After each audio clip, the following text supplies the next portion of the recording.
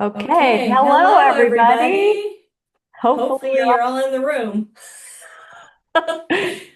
I've I've never never done. done this. We We want to want to welcome welcome you you this this evening, evening, and and we'll we'll send you send the you the replay replay within within 24 24 hours. hours.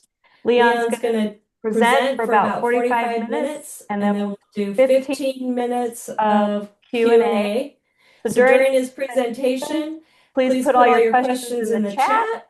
and And yeah, yeah, we're we're just just going to going to get get started. started. So So take it take away. it away, Leon. All right. So it's good to have everybody here tonight. Um, so everybody's a health practitioner of some sort, and I don't want to insult anybody's intelligence, but I don't know where everybody's at as far as enzymes are concerned. If you're anything like me, in high school or even college, we didn't cover a whole lot on enzymes. And so I'm going to start with just some basics, and then we'll move from there. Now, but before I go on, I want to. This is kind of weird because I don't see anybody else's faces on here. Is everybody have their cameras off? Is that what's going on? Or and that's okay if that's the way it is. Oh, there you go. Hello, Julie. And then everything's muted too. Is that something we can alter? But whether you have your cameras on or off, it doesn't matter. It's okay. Just a little bit about myself, just so you guys get an idea of who I am and what I've done is I've been in the enzyme industry for over 30 years, and I've got a business partner. We started a company called Enzymology Research Center 30 years ago in Arizona. We ended up moving it out to Minnesota about 7 years into the business, and it it it the company name is Enzymology Research Center. We did a lot of research. We did uh, while during that research, we developed our enzyme products, and then over time we became a manufacturing company. So we actually manufacture the enzymes, the digestive enzymes, systemic enzymes, and we do that for other companies as well. The company Enzyme Energy came from a company called Healthy Alternatives. Now, Healthy Alternatives was a company that we developed enzymes for over about 25 years ago. We developed those enzymes and worked with Arlene, who was the owner of that company. And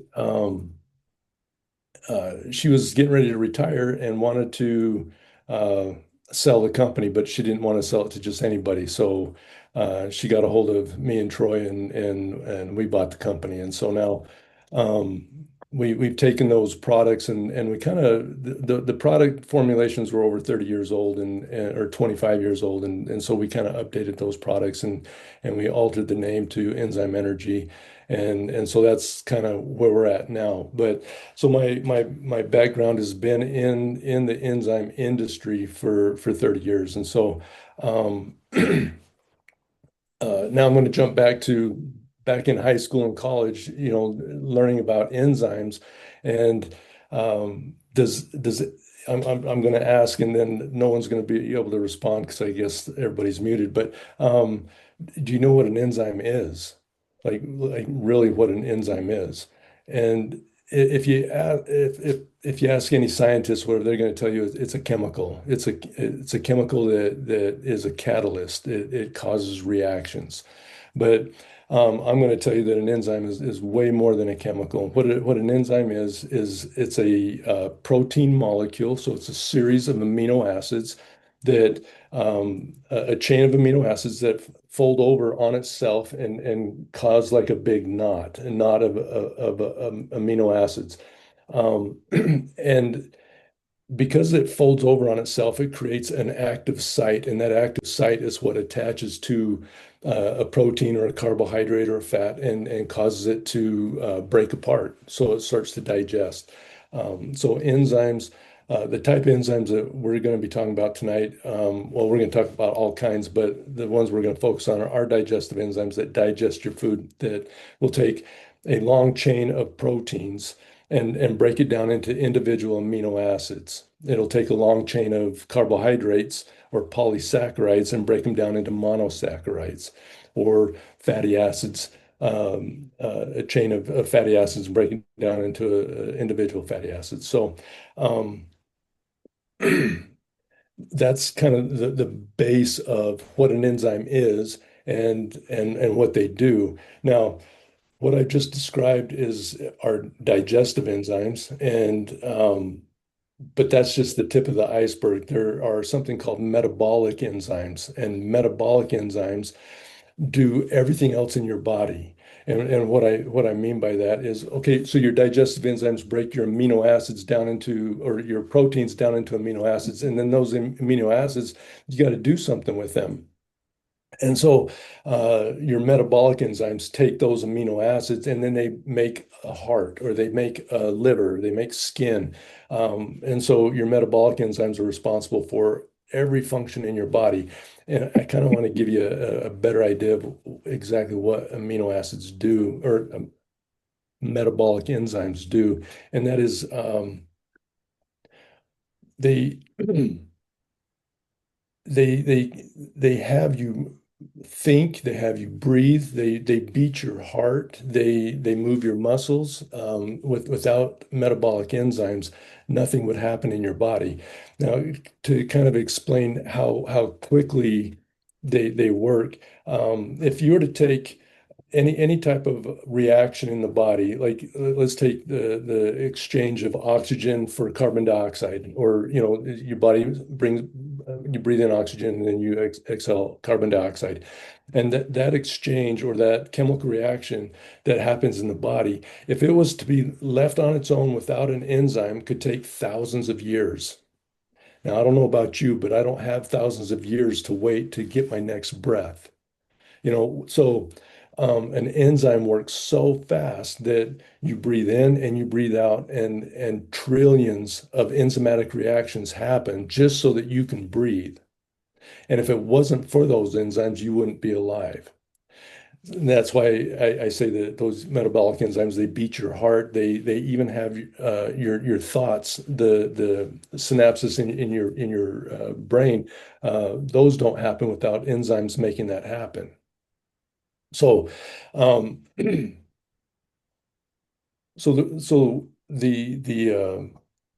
reason that digestive enzymes are so important are because all your raw foods have their own enzymes and they digest very easily. If you cook a food, it kills all of its natural enzymes, and now it becomes very hard to digest. Now, for a lot of people, that's not much of an issue, but over time, it becomes an issue. So, um, let's see, back in the 30s, 1930s, Dr. Paul Kochekoff did some studies on raw foods versus cooked foods. And what he found was that when you ate a cooked food, and this is back in the 30s, so things weren't very processed back then, but they were cooked. So not a lot of preservatives, not a lot of additives, food colorings or dyes, things like that. But once the food was cooked and the enzymes were dead, as the person ingested it, it caused leukocytosis, which is elevated white blood cell count.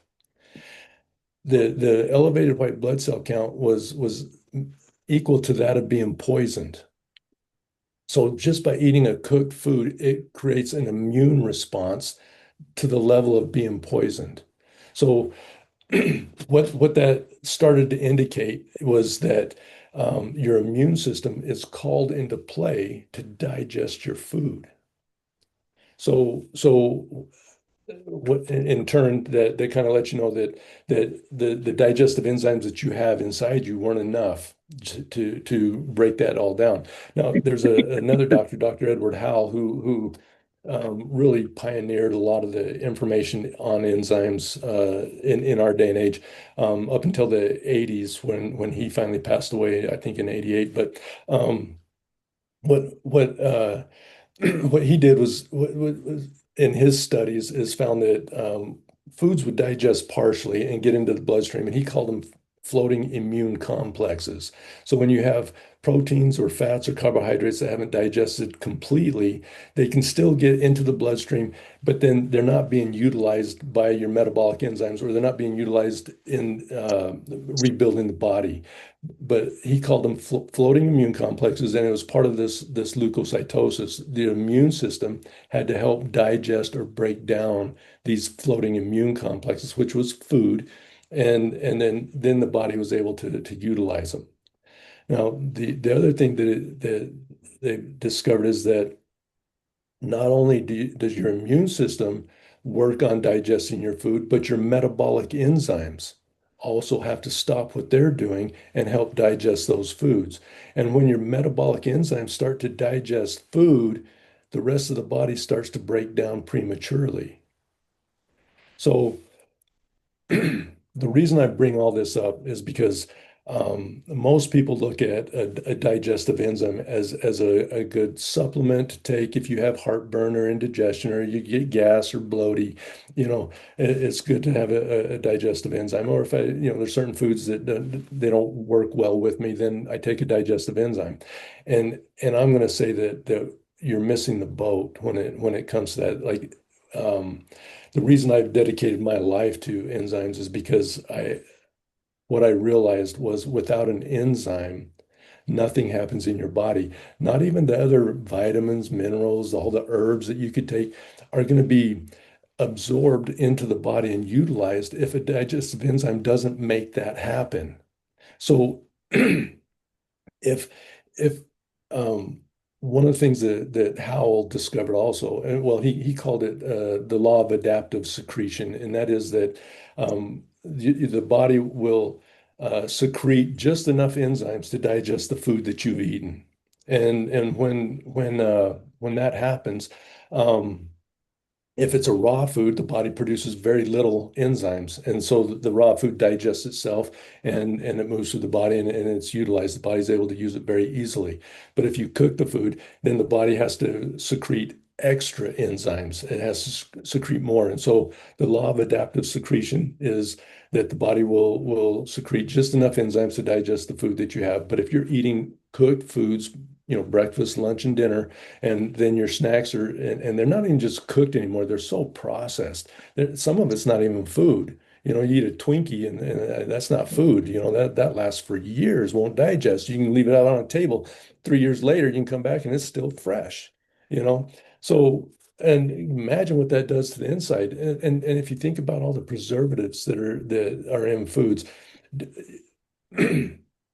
it stops or shuts down enzymes and causes the body to have to secrete extra enzymes. And what that does over time is that it depletes the body's own natural enzymes. And if you look at it like a bank account, you become bankrupt. You keep making withdrawals and to digest food that is already enzyme deficient. So and then once you've bankrupted your enzymes and then your metabolic enzymes are called into play, then all kinds of degenerative diseases start to happen. And it, and what's an interesting thing is if you take a good digestive enzyme with meals and between meals, just anytime, you can start seeing results in many degenerative diseases. In fact, I'll tell you, you'll see results in all degenerative diseases. You'll start to see some benefit just by taking a digestive enzyme, because what that's going to do is free up your metabolic enzymes to start to repair. So someone might have arthritis, or someone might have heart issues, or someone might have allergies, or someone might have, it doesn't matter what it is. By taking that digestive enzyme and freeing up your immune system, freeing up your metabolic enzymes to do what they're supposed to do, the body starts to repair. So at the core of any protocol that I do is take a digestive enzyme. And it's not just a digestive enzyme. You want to look at a good digestive enzyme. And we can kind of talk about what makes up a good digestive enzyme.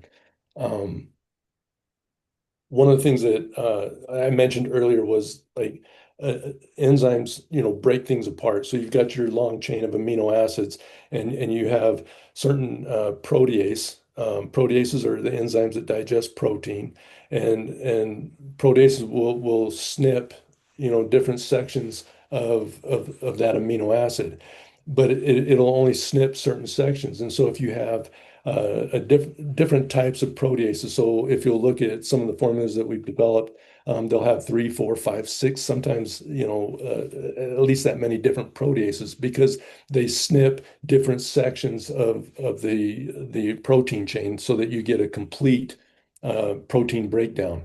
And so what you want to look for in a great digestive enzyme is multiple proteases, multiple amylases, multiple lipases, so that the each chain breaks down fast and adequate. Otherwise, if you have just one type, and back in the early 90s when we started the business, well, 95, when we started the business, I mean, there was only like one protease that we put in there, and there was one amylase that we put in there. And so you had protease, amylase, and lipase, protein digestion, carbohydrate digestion, and lipase or fat digestion. And so from a simple formulation to nowadays, 20 years later, 25 years later, now you have multiple proteases and multiple amylases, and you have the opportunity to completely break down food much faster, much easier, and just have complete digestion. Um, so from just to kind of give you an idea of let's see what well, I just lost everything I was talking about. Boy, that's kind of embarrassing, to do this live.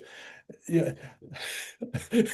So this is the first time I've ever done this, just so you know, I've never done I've normally will sit in front of a crowd, where I can actually see your faces and I can interact with you.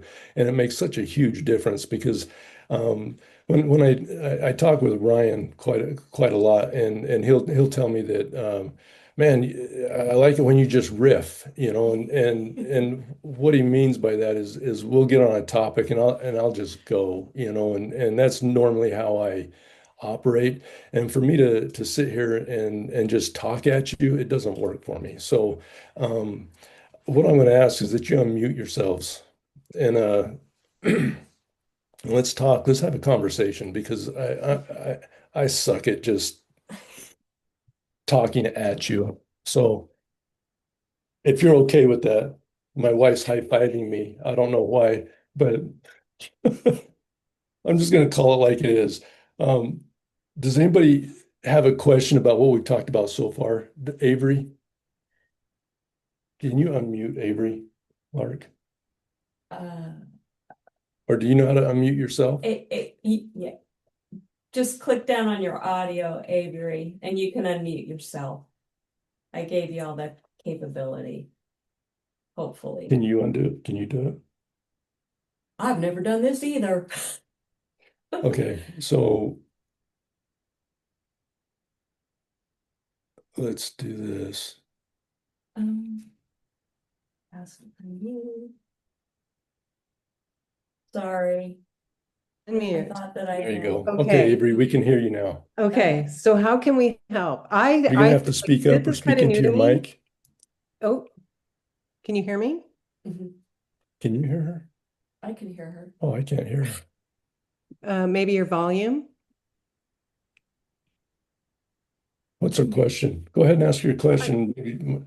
I don't really have well, I'm new to this. Okay. So I've only just learned what I learned from, just listening to Ryan in our HTMA classes and then listening to your webinar with Lisa. Yeah. So I'm very curious. I'd like to know everything there is to know. I know that's not possible, but I do have a few challenges myself personally, and I'm coming across a lot of clients with digestive issues. And more so is SIBO. Okay. So I'm really curious about all of the enzymes that you have and how they would be applicable, should everybody be taking enzymes, whether they need them or not, or should just Well, specific people, or that's a great question. Should everybody be taking enzymes whether they need them or not? And I'm going to tell you, if you want good health, a strong immune system. If you don't want to have degenerative diseases as you age, then yes, you'd want to take a digestive enzyme. Anytime that you eat a cooked food, because it's enzyme deficient and it's robbing from your own natural enzymes to digest that food. And what's going to happen over time is it's gonna catch up to you, and your body's gonna start to break down. I'll give you an example of this. Again, these guys were pioneers. So there's a Dr. Pottinger who did a 10-year cat study, and the study well, he was in a sanitarium and he was doing some other work, but uh, and he was actually using the cats, for testing, that kill them and cut them open. This is back in the 30s when it wasn't a big deal. Now it is, and so we do those kinds of things anymore, right? But uh, what they found was he had hundreds of cats, and he in one group he was feeding raw food. It was raw milk, raw chicken, and raw foods, and then the other group of cats was getting cooked foods, and in within the first generation of the raw and the cooked foods, the cooked food side cats started developing arthritis. Their eyesight was going, their fur would get brittle and fall out, and they started developing degenerative diseases. The raw food side cats were healthy. The next, so they bred the cats, and then the next generation of the cooked food, the kittens were being born with allergies and slow metabolisms, and by the third generation, the kittens on the cooked food side were born with brittle bones, full-blown degeneration, diabetes, arthritis, being born blind. Their bones were so brittle, some just going through the birthing canal would break their bones by the third generation of strictly cooked food cats. And all three generations of the raw food cats were fine. There was no health issues, there was no degenerative diseases, there was nothing. So from that study alone, just looking at raw versus cooked, I'm going to tell you, most of our degenerative diseases and our autoimmune diseases are coming from eating cooked processed foods continually. And you can even see that nowadays. I have children. I'm sure you guys have children, or you have nieces, nephews, whatever, depending on your family situation. But you're seeing younger and younger generations developing issues that should have never been there, and what we would associate it with, growing old. But yeah. the kids have it nowadays. And so if you ask me, should you take an enzyme? I'm gonna say yes, you should. What about with raw foods? Like I'm really, I love all food, but I do eat, like I'm a nutritionist, so I practice what I preach, but I prefer cooked over raw, unless it's a salad. So Right. I do struggle sometimes to digest Yeah. raw food. Um, and I've noticed over this last year, just for myself, like I'm taking more and more digestive enzymes with every meal, Yeah. Even with your raw foods, right? even with my raw foods. Yeah. So, One of the things that we're finding, and so being in the manufacturing industry, so all our ingredients come in and we test everything. We test it for glyphosate, which is Roundup. We yeah. we test it for all preservatives, chemicals, irradiation. So all these ingredients get tested for all this, and you'd be surprised at what the FDA allows as okay. So a certain percentage of glyphosate is okay and okayed by the FDA in every ingredient. So I'm going to tell you, even your organic foods are leaching chemicals from the soils around them, from the waters around them. And so even your raw foods aren't going to be as efficient as they used to be. In fact, they're going to be full of all kinds of preservatives, poisons, you name it. And the other thing to think about is that all your raw foods have been whether you realize it or not, have been genetically modified at some Yes. if you look at what an original banana looked like, it doesn't look, in fact, it's almost inedible, So an original piece of corn, so all of this has been modified, some more natural than others, just by, growing two different kinds of vegetables next to each other, and they cross-pollinate and then they create something new. It's probably a natural way of genetically modifying. But nowadays they do it, with CRISPR and different ways to do that chemically. So even the raw foods that you're eating, and I understand what you're saying, is it becomes harder to digest even that. And it's not that I would say that your digestion is worse, it's the food is worse, even your raw foods. And it's getting very difficult to find a good source of whole organic foods that aren't tainted in some way. I think I'm a little bit better off because I'm in Canada, so we do have a little stricter rules. And I Ooh, do, yeah, wherever possible. I live on Vancouver Island, so I'm surrounded kind of by organic farms. But like you said, right? Like you've it- got pollution, you've got wind that carries all that stuff. right. So, um, yeah. So digestive enzymes, do you, of course, with every meal, Yes. and just one of your digestive enzymes, or would it be?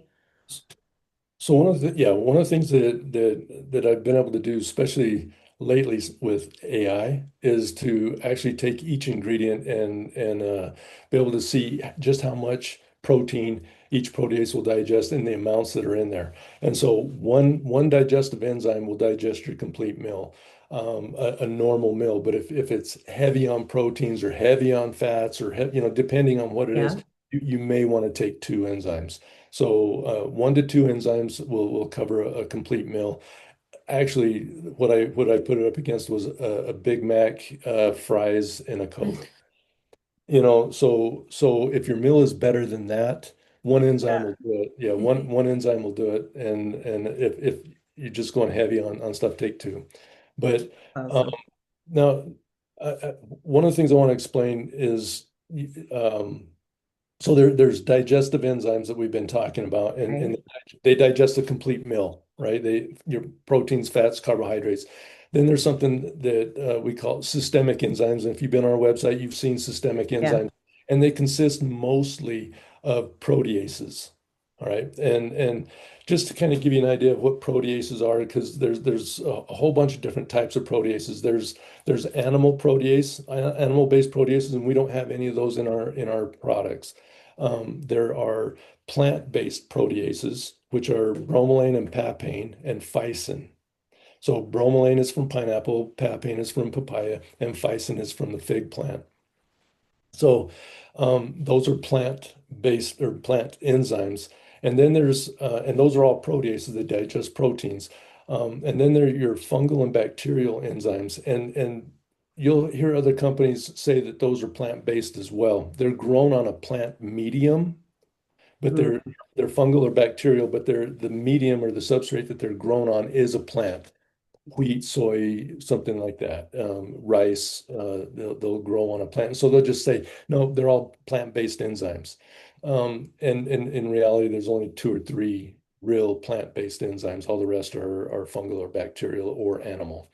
Like I said, we don't use any animal, but our systemic enzymes um, are formulated. And if you look at the formula, it does have some amylase and some lipase to digest because you remember I talked about floating immune complexes. It's not Right. just protein that gets into the bloodstream. Your fats and your carbohydrates are in the bloodstream as well. And if they're not broken down all the way, then they need to be digested as well. And so we add in. It's mostly proteolytic enzymes that digest proteins, but there is some amylases and lipases to help digest everything. So now systemic enzymes, if you take them with your food, they're going to digest your food. So systemic enzymes are to be taken on an empty stomach and before bed, so that they can get into the bloodstream. And what they'll do in the bloodstream is they get rid of those floating immune complexes so that your immune system doesn't have to do it. So the immune system can actually work on keeping you well from, diseases, airborne diseases, and things that are floating in the air, so and that's what they're supposed to do in rebuilding your body, um, fighting infection and bacteria and virus.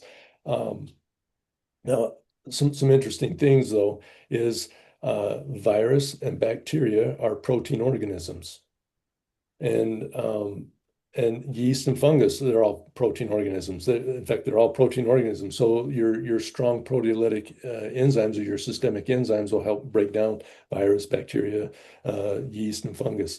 Um, the other thing that it does, though, is that it boosts your immune system. So a white blood cell contains protease enzyme in it because it is attacking virus and bacteria, and it has to break it down and get rid of it somehow.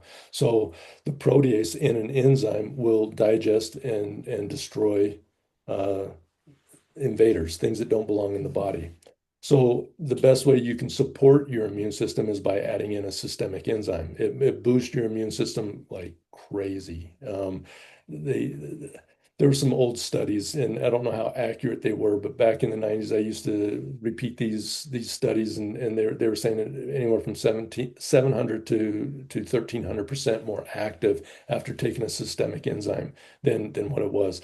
And I've actually seen this on a microscope. We've taken blood and watched white blood cells, and then added a systemic enzyme, and within 30 to 40 minutes we took another sample of blood and then saw the activity in the white blood cells. I mean, they literally just slid right off the slides. They became so active. So Wow. yeah, it's very impressive. And do Uh, you take those? Like, how often would you, like, if you're dealing with some stuff, would you recommend taking what do you do between breakfast and lunch and dinner and then before bed, 3 a day? Or how, like, well, tell me yeah, more about how that works. I'm going to tell you more about how enzymes work. Enzymes work on contact. When they bump up against something, then they work. So Okay. the one thing that will cause an enzyme not to work so well is by not taking enough. Okay. Okay, so if you want it to work faster, take more. That's it. And can you overdose on enzymes? No, you can't. Your body uses trillions of enzymes on a daily basis, to just have the body function. So, and the reason I say this is because I test everything on myself. Like I will eat a whole bottle of systemic enzymes in a single day. I'll take 20 at a time, just to see the reaction, to see what will happen. I tested on my children, so when you ask me, well, can I give it to my kids? I'm going to say, yes, you can. And I've seen what the results are. Um, so if you want a boosted immune system, you take your systemic enzymes. Now, you can also, I'll give you an example. So a gentleman came in with severe gout on a Friday, came in, we did his blood work, and so bad that he was on crutches. Like he had to have crutches to walk. He came in on a Friday. What we had him do was take a digestive enzyme with his meals just to start digesting his food, and then take one systemic enzyme in the morning, one in between meals, and one before bed. And this was on a Friday. On Monday, he called me and said, "Hey, Leon, I just golfed nine rounds of golf, and Wow. I walked the whole way." So from Friday to Monday, all his pain was gone, his inflammation was gone, and he was able to golf and go back to doing what he liked to do. So um, I'll give you another example. I just had two young ladies in their 20s come in. One hasn't had a regular bowel movement her whole life. She didn't even know what a regular bowel movement was.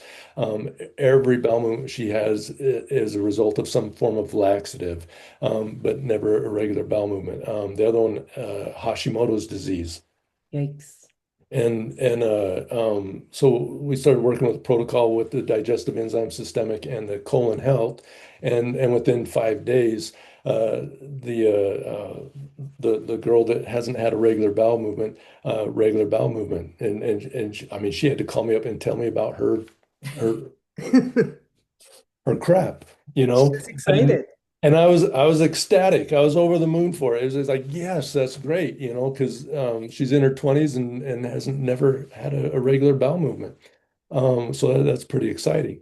And then the one with Hashimoto's disease, she was explaining to me that after every meal, just total lethargy, you know, just no energy for a few hours. And if she goes to the gym or tries to work out, it'll take her out, you know, for hours or a couple days, you know. So she kind of avoided that.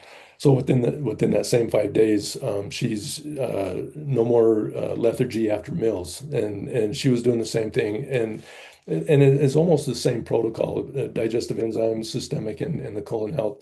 And so she's able and then she even told me she went to the gym without any lethargy. Like she was so she was able to recover. So what my takeaway from that was that she was severely catabolic or in a broken down state. The body wasn't rebuilding. There was no time for anabolism. She no rebuilding. Yeah. And but because of now she's digesting her food and then eliminating properly and boosting her immune system, all that went away. And I'm talking within 5 days. And she said, well, does it have to take 5 days? And I go, well, how are you taking the product? She goes, I'm taking one systemic at night. I'm taking digestive enzymes with each meal, one systemic at night, and 3 or 4 of the colon health at night. And I go, that's all? And she goes, and I go, and it took 5 days. I go, you could have got this done in about 2 days if you wanted to, Yeah.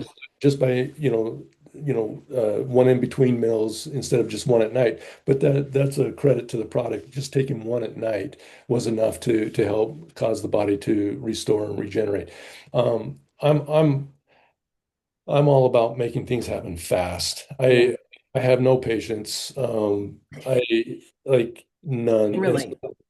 Yeah, and so someone said, "Here, take this vitamin or take this herb, and in 3 months it may produce the result for you." I'm going, I'll take it for about 2 days, and if I'm not feeling any difference, I'm done. You know, and Right. that goes in the garbage. So when I was first introduced to enzymes, and I was able to see the reaction, because if you're familiar with live blood analysis. You can take blood and put it under a microscope and see what the blood looks like and what poor digestion does to the blood and what toxins and heavy metals and all that does to the blood. And then you can take enzymes and see a difference within a few hours or even minutes sometimes. And you can see a difference. And when I first saw that, it hit me so profoundly. I knew it was going to be my life's work. And so I'll tell you, I can make enzymes dance, I like, and it's not me that makes them dance, but the way you take them and when you take them, it can produce the result that you're looking for. And I know that they work because your whole body is built on enzymes. Julie, do you have a question? Yeah, I was wondering if you could talk more about the colon health. You said the person could have taken like 4 at night. Yeah. Is this something that doesn't have to attach itself? It's kind of like the systemic digestive enzyme, like you don't have to have food with it. Oh, yeah, no, you don't. So the colon health, what that is an ozonated magnesium, and it releases oxygen into the digestive tract. But it's also accompanied with a series of enzymes like xylanase and chitinase and glucoamylase and some protease and cellulase and hemicellulase that work very well at breaking up biofilm. And if you're familiar with what biofilm is your bacteria and virus, they create a little protective shell that they hide behind that protects them from antibiotics, protects them from the immune system, protects them from all that stuff. And what they found is that what actually breaks down biofilm are enzymes. And because if you look at what biofilm is made of, they're made of polysaccharides, which are carbohydrate and certain types. And that's why we included those type of enzymes because it does break down biofilm. Once that biofilm breaks down, it exposes the virus, the bacteria, and the oxygen that's released is like hydrogen peroxide, and it oxidizes that bacteria, or yeast, or fungus, or that virus, and it'll destroy it. So, if taken on an empty stomach, this is where it gets kind of intricate because it's possible to empty your stomach, but most people's bowels are so sluggish that they're never empty. They're always full. I call it the hydraulic effect. You put food in and it pushes food out. If people that have bowel movements after they eat, it's because they can't eliminate. They're constipated. Oh no, I have 3 bowel movements a day. And I'm going, yeah, after you eat, because there should be normal peristalsis where the body just squeezes that stuff out, and you have a couple bowel movements a day, but and enough to eliminate it all. But that rarely happens. So yes, you can take it on an empty stomach and it works very well. You can take it with foods and it's still going to work because it's not set up as a digestive aid. It is set up to remove toxins and waste from the colon. It boosts the immune system. The oxygen that it releases supports the immune system. If you've heard of respiratory burst or oxidative burst, your white blood cells, they will envelop a virus, and then they'll create hydrogen peroxide, superoxide. They'll create some form of reactive oxygen species that kills that virus, kills that cancer cell, or kills that whatever it is with a burst of oxygen. And so the type of ozonated magnesium is it releases forms of ROS, or reactive oxygen species, that help support the immune system, get rid of major issues. So if you know someone's struggling with that in that area, would you recommend a higher dose for a few days to begin with and then a maintenance dose? Or like, do we continue with a maintenance dose, or Yeah. how does that work? This is a conversation Brian and I go back and forth all the time on, Okay. because I'll tell you, you take a big dose, take a series of big doses when I go, no, you got to start small and ease into it. So I'm going to give you my philosophy, my idea. And then Julie, I think you have another question. I'll come back to that. Okay. So, so what I know and what my experience has been is that if you can get the colon moving and get things going into the toilet, the body has a place to dump now, and it can dump it into the colon. What's that? The Herxheimer's, is that what it's called? Yeah, the Herxing reaction, yeah. The die-off of bacteria, virus, whatever, the die-off. And this is where Ryan and I go back and forth. I say that if your colon's moving well enough, you're not going to get the side effects of Herxheimer's, the flu-like symptoms and things like that, if you can get it into the toilet. And so I say increase the amount that you take.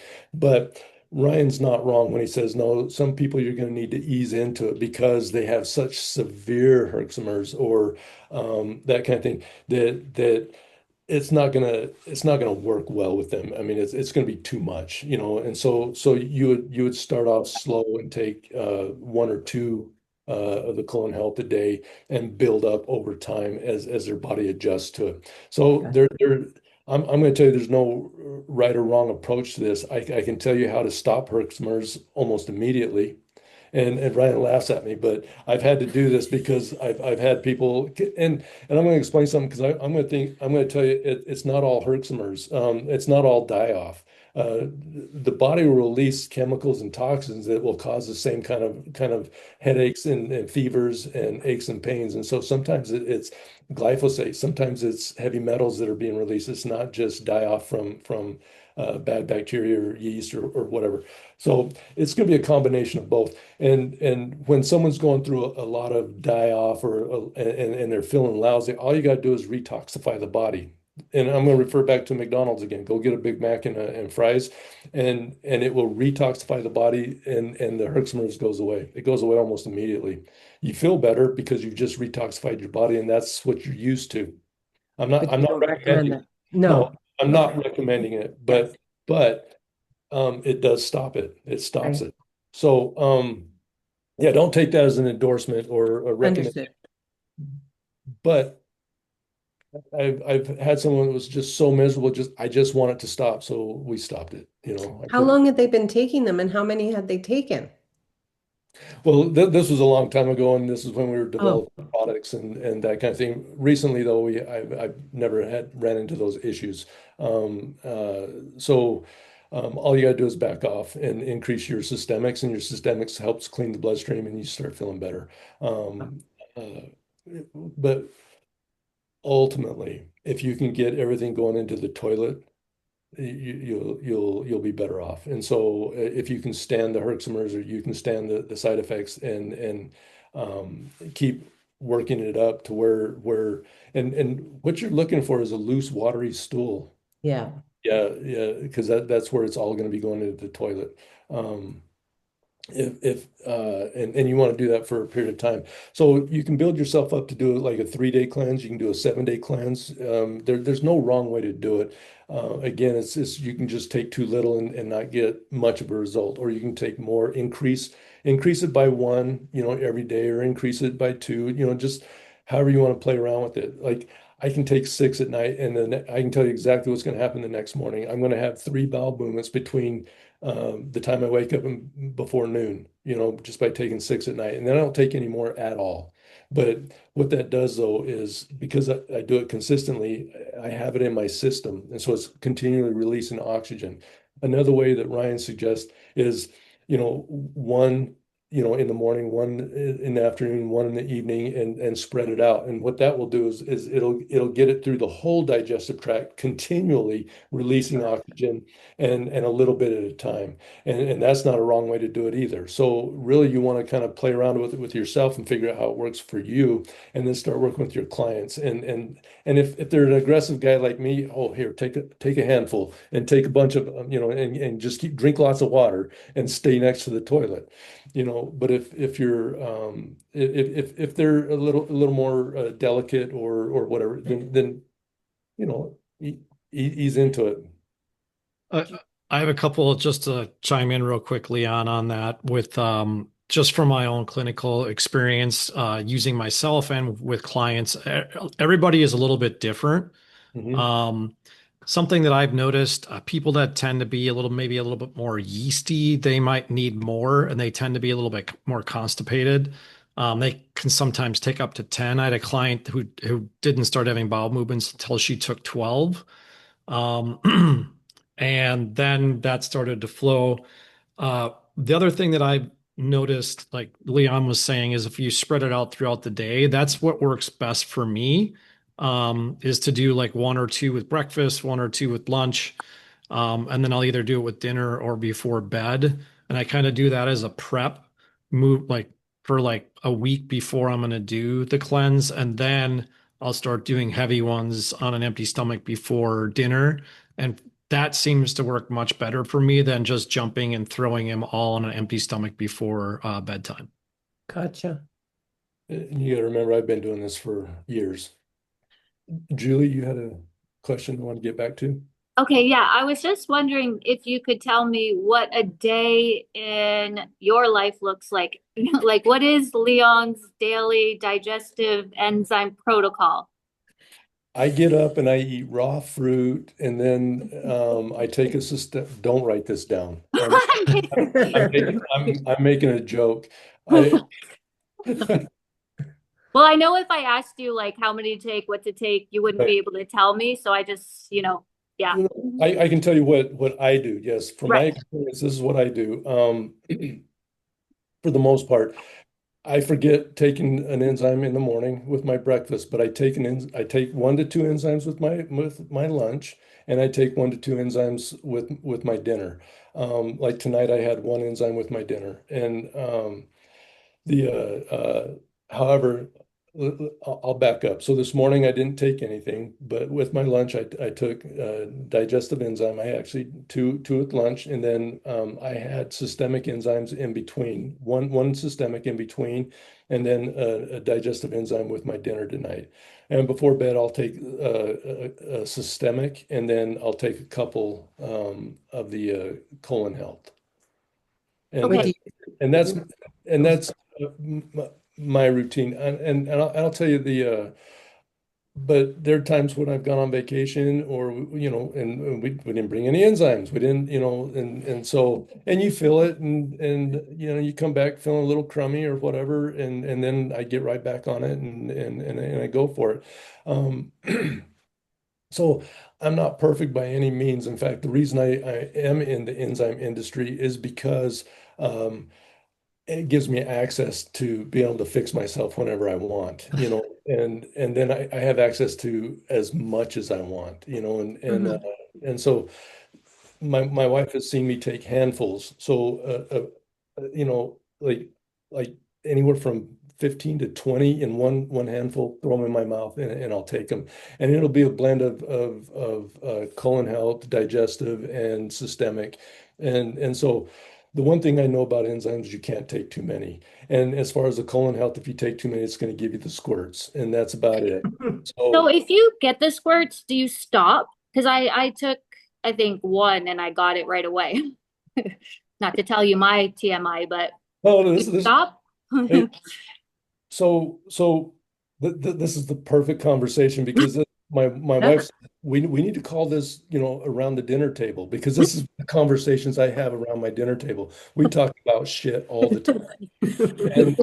And so yeah, it's going to be different for everybody. If one is what does it for you, and then wait, normally within a day's time, it's going to become a little more solid and because like I said, I'll take some before bed and I'll have 3 bowel movements before noon, and then after that it's over, nothing more, and it might be pretty loose, but usually it within half a day to a day it goes back to normal. Did you hear that? Or Yeah. wow. Aliens. I unmuted. Oh, And does it matter, like, because I got all of your digestive enzymes, like the HCl, would you double that up? I tried to look up like the beet, I think it's beetroot you use for the HCl. Like, is it okay if somebody really needs that stomach acid? Or I know you just say digestive enzymes, but I have like the gluten one, the HCl one, the regular. Is that what you're just talking about, all of them? yes, yeah. Even so, the HCl is something that so the HCl, there's 250 milligrams of HCl in there, and if you go look at just a straight HCl product, you can go get Now Foods HCl, and it'll be 500 milligrams per capsule. So our 250 milligrams is not a really high dose, and the betaine is actually pretty mild as far as an HCl. It's not as strong as using straight HCl. And so you can get away with taking quite a bit of the enzyme with HCl. Do you do you recommend someone take all of the digestive enzymes or just the ones that might pertain to them? I mean, Okay. I work with a lot of older women. I'm older. Yeah. So, I'm recommending Pepsin and HCl because that's Yeah. what we need. So yeah, what'll happen is as you age is we produce less and less HCl, and so protein doesn't digest well. So most people think HCl or hydrochloric acid actually digests food. It doesn't. We've taken straight hydrochloric acid and squirted it onto food. And we did this as a demonstration. It puts up a nice little gas or smoke that comes off of there, and then you stir it up, and it does nothing. It stays just as solid. And then we've taken the digestive enzyme and put it into another bowl of oatmeal or whatever, and it digests it completely within seconds. And so what HCl does is it changes the pH. What it takes the pH from uh, slightly acidic or neutral, in the stomach, and brings it down to between 3 and 1, a pH of 3 and 1, where it activates your pepsin or pepsinogen into pepsin, and it starts to digest proteins at that level, at that very low level. So what the HCl is there is just to change the pH, and then once it hits that range, then your natural enzymes start to digest protein. And then once it's done that for about an hour or so, then it starts to move into the small intestine where it goes slightly alkaline. And once it goes alkaline, then other enzymes are introduced. The body introduces other enzymes that will digest that. Now, what we've done with our digestive enzymes is we've formulated them in a way that they work in an alkaline or acidic. So we use broad range enzymes that will work in acidic or alkaline. Or if they get turned off by the acidity or the alkalinity, they'll turn back on. They don't get denatured. Okay. Certain like animal enzymes will become denatured, and once they're denatured, they don't work anymore. And stomach acids will denature enzymes. The plant-based that we use and the fungal-based enzymes that we use do not become denatured. They will turn on and off because the pH goes out of their range. But once they get into the small intestine and it comes back into a range that they'll turn right back on and pick up right where they left off. So you get a really good digestion with the enzymes that we supply. But as far as the HCl, I'm sorry, No, that's okay. all over the place. But as far as the HCl, the older you get, the more HCl the body needs, and so it helps with protein digestion. Okay. So I'd recommend the HCl. You did ask about the gluten and the other enzymes, and the gluten enzymes work well with people that have gluten intolerances, that kind of thing. So that might work better for someone with a higher gluten intolerance. Now, the reason it's because there's an enzyme called protease DPP-IV or DPP4, and the tests and studies show that it digests certain parts of gluten, not the whole thing. So if it will work really incredible for some people that have gluten intolerance, and some people go, I don't notice much of a difference, because but that enzyme does have studies on it showing that it does work with certain portions of gluten.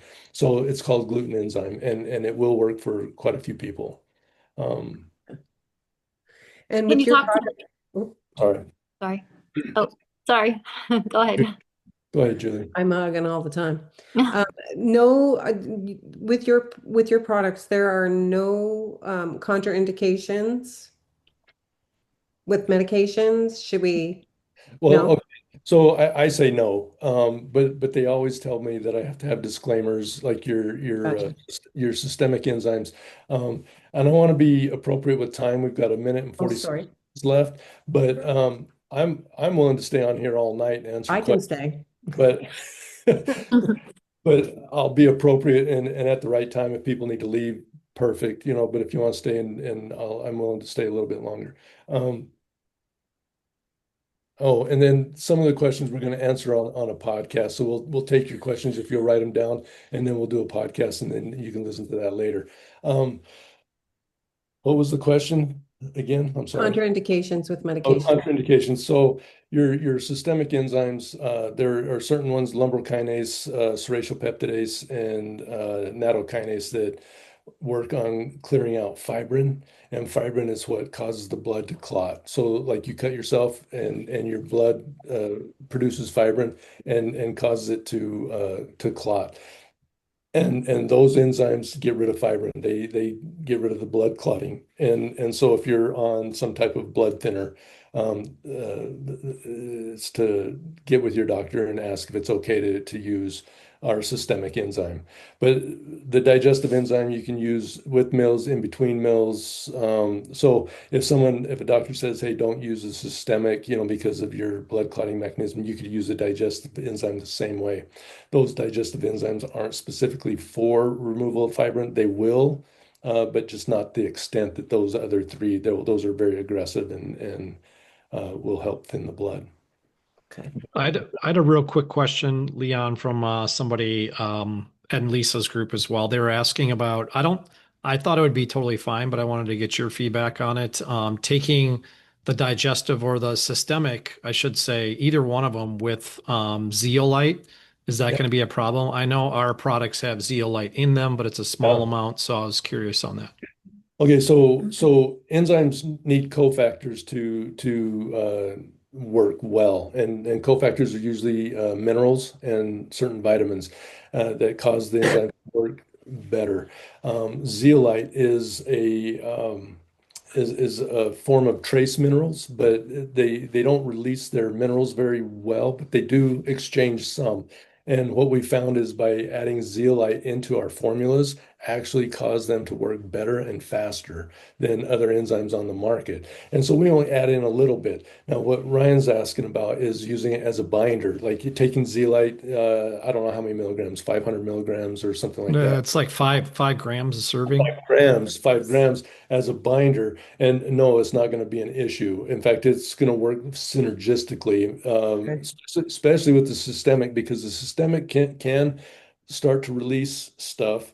And by using the binder, it'll grab onto that and eliminate. So it works very, very synergistically and incredibly well. That's awesome. Thank you. And then I just wanted to make one comment on the DPPV, or wait, DPP4, right? Is that right? Yeah. I should know this. I'm looking at the studies right now, and this is things I've been shared with by other mentors, is that particular enzyme, the gluten one, if you take it on an empty stomach at night, can be helpful for people that are dealing with neuroinflammation as well as microglial activation, which would be neuroinflammation. So helping with things, anything that's going to be contributing to like a brain on fire, that Yeah. particular enzyme can be supportive for that. Yep. Yes. Okay, so I'm going to be appropriate with time. We've gone over by a minute or two. So anybody that needs to sign off, go ahead. I'll probably only stay on about another 10 to 15 minutes tops, and then write down the rest of your questions, and then we can answer them a little bit later. Um, but if anybody needs to go ahead and go. If not, then anybody else have another question? I do. Yeah. Any problem getting your products into Canada that you're aware of? Not yet. Okay. I look over at my wife because she's the one that ships those out, and Okay. so far we've been able to get them in. Okay. And any plan to like join up with iHerb or you're just going to do it direct from the website? Right now, yes, just direct from the website. iHerb is that a Like distributor? a supplement place that practitioners can go to? Yeah, that's something that Ryan and I and Lark have been kicking around is getting into a few other distributors so that people have more access to it. It's Yeah. just right now if they don't have access to me or Lark or whatever, if they get it through them. Julie, you're holding up a bottle. What is Yeah. that? I was just asking about, other than putting a capsule of beta-glucan into water for your skin, because you said that on the last with Lisa. When do you use this? Immune system, I'm assuming, but like with food, without, before bed, Is that just on a beta-glucan? need. Beta Yeah, Hmm. yeah. Yeah, I'm gonna Beta-glucan. Ryan, you wanna take that?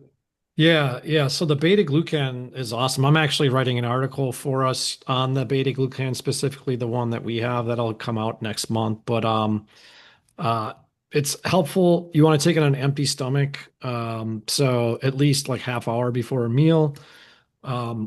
Before bed is great, but it's great for immune modulation. It's been shown in research in mice models to repair tight junctions in the digestive tract. So it's helpful for gut repair, helpful for supporting microbiome diversity, very helpful for like immune modulation. If I'm having like a viral flare or anything like that, it's been helpful for me to load up on some of the beta glucan. And when I say load up, it's just take it once a day. That's like the minimum effective dose. Adding more doesn't always necessarily help.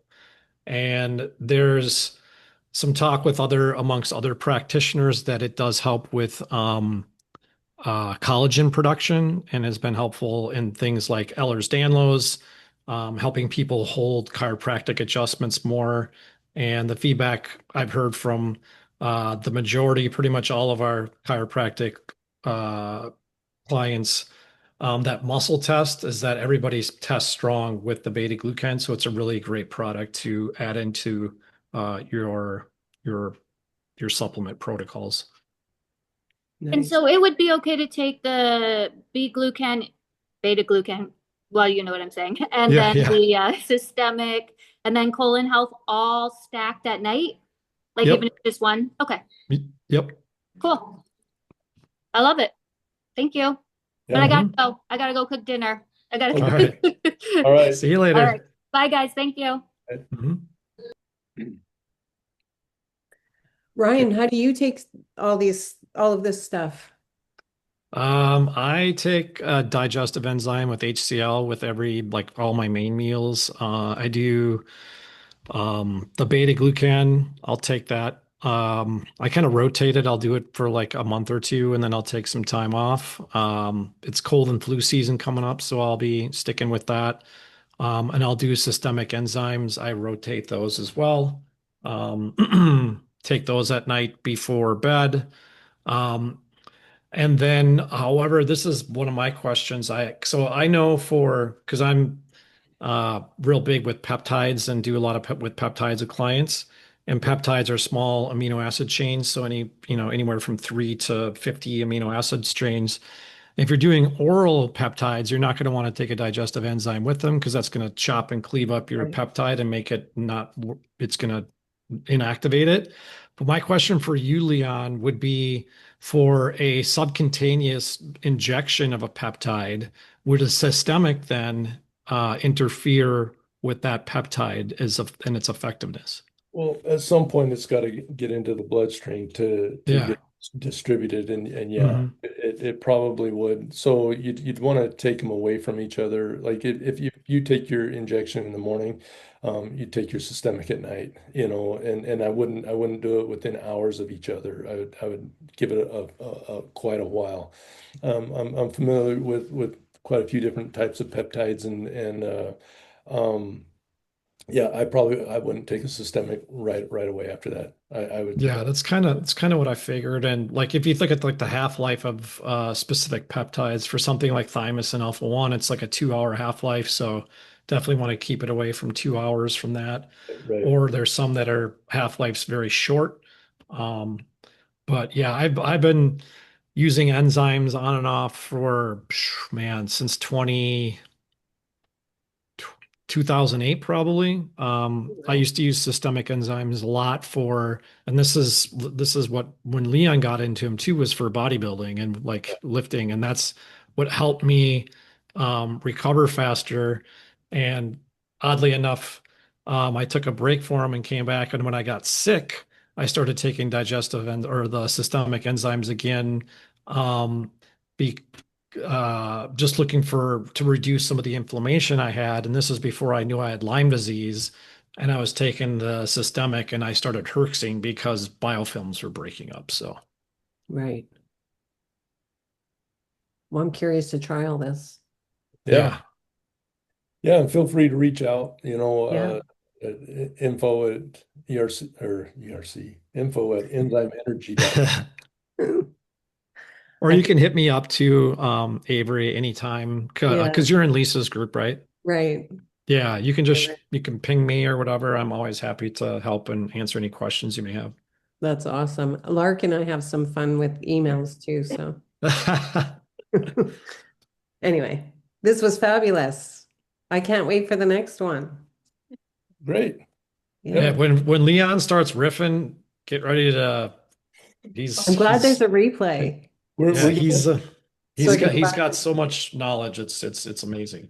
We're Yeah. gonna have some fun because and I'm gonna get real with you guys because like I said I can't talk at people, so we'll No. just and have some real conversations.